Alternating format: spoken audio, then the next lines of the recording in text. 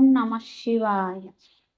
బ్రహ్మమురారిసురార్చితలింగం నిర్మలభాషితశోభితలింగం జన్మజదుఃఖవినాశకలింగం తత్ప్రణమామి సదా శివలింగం.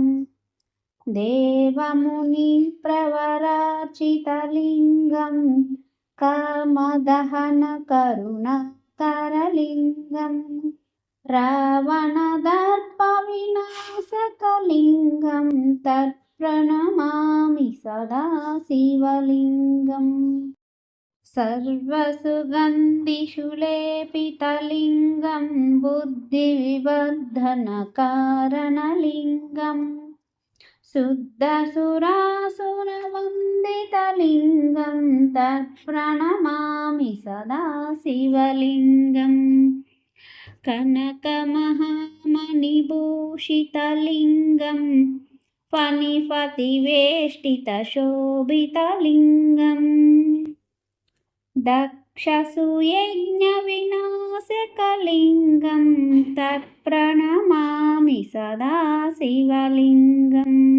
కుంకుమచందన శోభితలింగం పంకజహార శోభితలింగం సంచితపాపవినాశనలింగం తత్ప్రణమామి సదా శివలింగం. దేవగణార్చితసేవితలింగం భావైర్భక్తిభిరేవ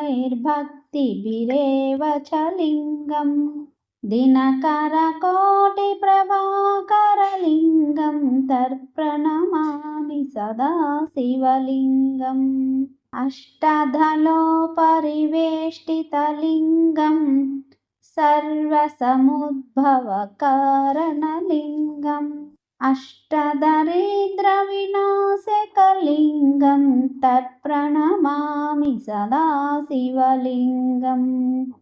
సురగురుసురవరపూజితలింగం సువర్ణపుష్పసదార్చితలింగం పరమపదం పరమాత్మకలింగం తత్ప్రణమామి సదా శివలింగం.